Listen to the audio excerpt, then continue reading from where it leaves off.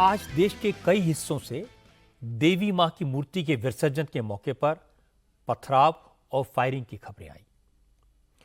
मूर्ति विसर्जन की यात्रा के दौरान उत्तर प्रदेश, पश्चिम बंगाल, झारखंड से लेकर कर्नाटक और तेलंगाना तक देवी मां की मूर्तियों को टारगेट किया गया।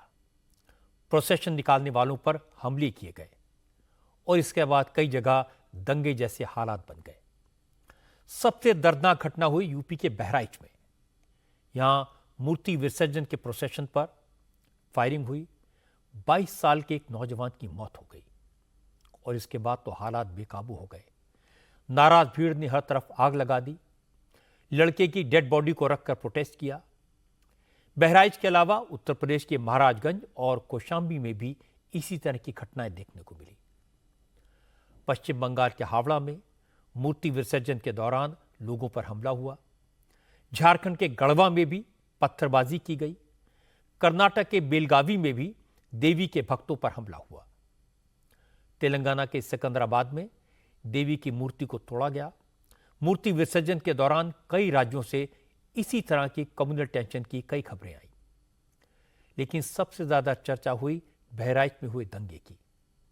फिलहाल बहराइच में हालात काबू में हैं।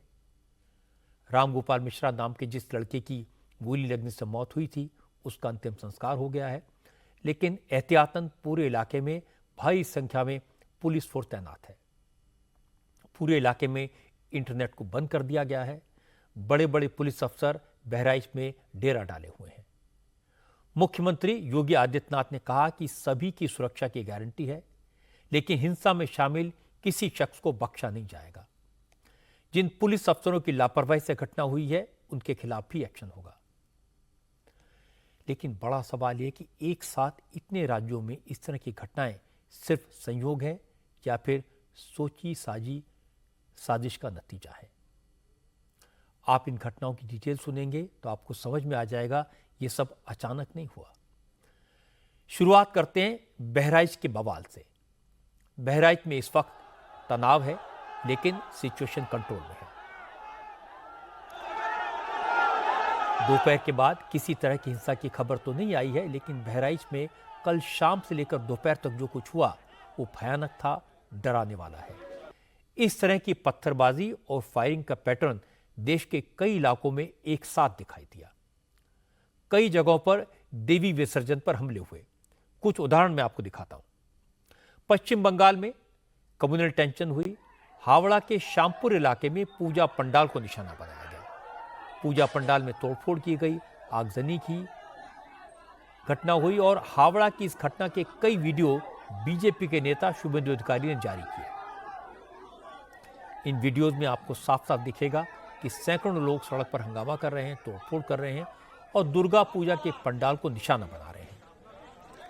शुभेंदु अधिकारी ने इल्जाम लगाया कि दंगाइयों के ग्रुप ने श्यामपुर पुलिस स्टेशन से लौटते वक्त एक पूजा पंडाल पर हमला किया और जिस घाट पर मूर्ति का विसर्जन किया जा रहा था, वहां पत्थर फेंके। इन लोगों ने पूजा पंडाल में आग भी लगा दी। जब इस घटना के बारे में ज्यादा जानकारी लेने की कोशिश की तो मालूम हुआ कि झगड़े की शुरुआत 5 दिन पहले हुई थी। 8 अक्टूबर को श्यामपुर में व्यापारी संघ ने पूजा पंडाल लगाया, जिसमें सर्वधर्म संभाव की थीम रखी गई थी। सभी धर्मों के देवी देवताओं के चित्र लगाए गए थे, लेकिन मुस्लिम समाज के लोगों ने इस पर आपत्ति जताई। आयोजकों ने नाराज लोगों की मांग पर अपना थीम बदल दिया। इसके बाद मामला खत्म हो गया, लेकिन कल फिर इसी बात को लेकर हंगामा शुरू हुआ।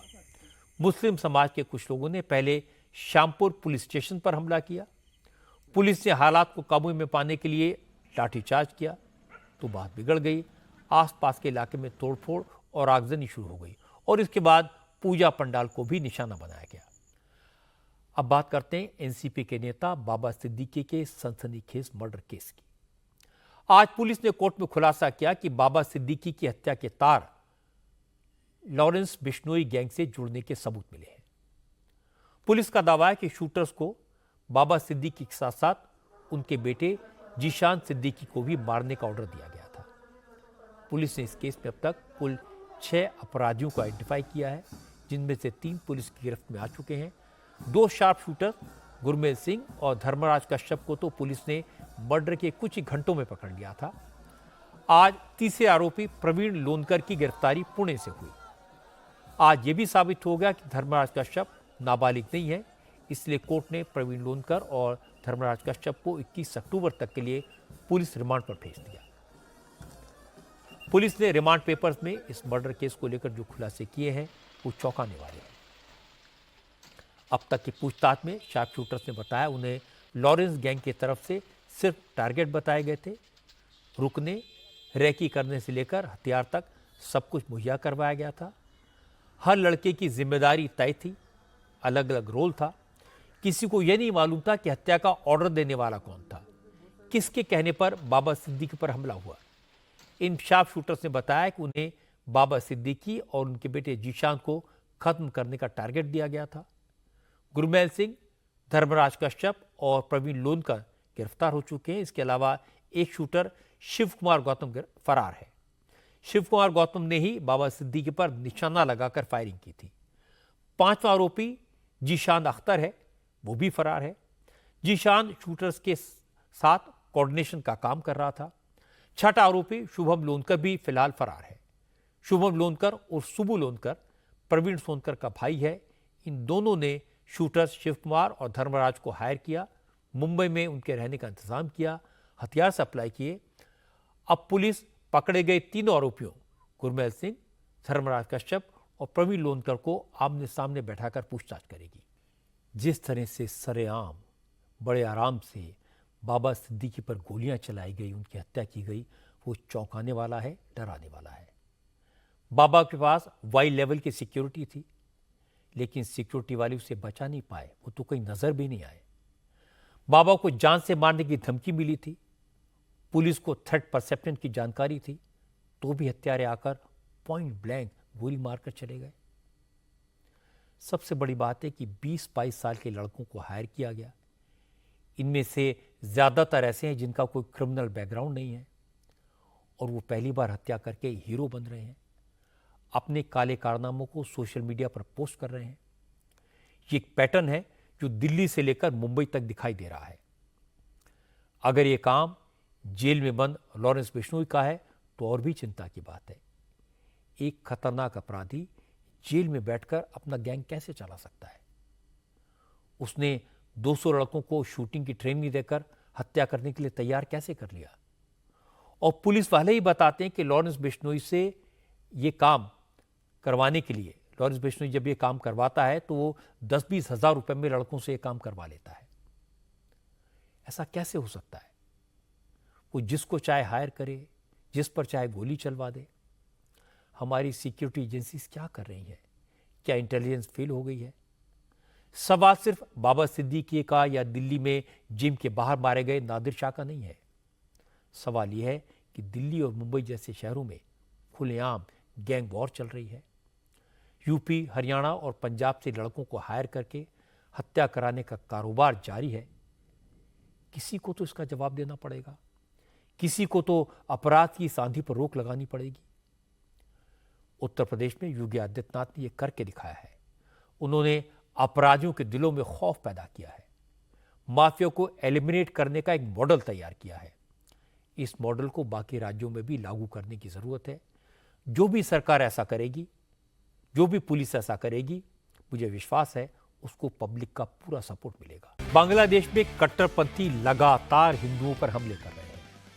ढाका में कट्टरपंथियों ने मां दुर्गा की मूर्तियों के विसर्जन के लिए जा रहे हिंदुओं पर हमला किया। श्रद्धालुओं के जुलूस पर छतों से पथराव किया गया। इस पथराव में 3 लोग गंभीर रूप से घायल हो गए। पता लगा कि श्रद्धालु देवी मां की मूर्ति को विसर्जन के लिए बूढ़ी गंगा नदी की तरफ ले जा रहे थे। जुलूस जब ओल्ड ढाका के नूर सुपरमार्केट में पहुंचा तो छतों पर घात लगाकर बैठे लोगों ने जुलूस पर पत्थर बरसाए। इस पत्थरबाजी में मां दुर्गा की मूर्ति खंडित हो गई। नाराज हिंदुओं ने कट्टरपंथियों को जवाब देने की कोशिश की, लेकिन बांग्लादेश की पुलिस ने हिंदुओं को पीटना शुरू कर दिया। थोड़ी देर बाद आर्मी मौके पर पहुंच गई और मूर्ति विसर्जन के जुलूस में शामिल लोगों को पकड़ लिया गया। इस वक्त की बड़ी खबर यह है कि भारत और कनाडा के बीच तनाव और बढ़ गया है, रिश्ते और खराब हो गए हैं। अभी अभी ये पता चला कि भारत ने कनाडा के 6 डिप्लोमेट्स को एक्सपेल कर दिया है। कनाडा के इन 6 डिप्लोमेट्स को 19 अक्टूबर तक भारत छोड़ने के लिए कहा गया है। इससे पहले भारत ने कनाडा में मौजूद अपने उच्चायुक्त समेत सभी राजनयिकों को वापस बुलाने का फैसला किया था। कनाडा में जस्टिन ट्रूडो अपने वोट बैंक के चक्कर में लगातार भारत विरोधी बयान दे रहे हैं, भारत को प्रोवोक कर रहे हैं। इसीलिए आज भारत को यह सख्त कदम उठाना पड़ा। आगे बढ़ते हैं। हरियाणा में 17 अक्टूबर को नई सरकार का गठन हो जाएगा। शपथ ग्रहण समारोह पंचकुला के दशहरा ग्राउंड में होगा। क्योंकि बीजेपी की लगातार तीसरी बार सरकार बनेगी, जो एक रिकॉर्ड है, इसलिए शपथ ग्रहण समारोह बड़ा होगा। हरियाणा के सभी जिलों से कार्यकर्ताओं को आमंत्रित किया जाएगा। शपथ ग्रहण समारोह में प्रधानमंत्री नरेंद्र मोदी के अलावा बीजेपी शासित राज्यों के मुख्यमंत्री और एनडीए के बड़े नेता भी शामिल होंगे।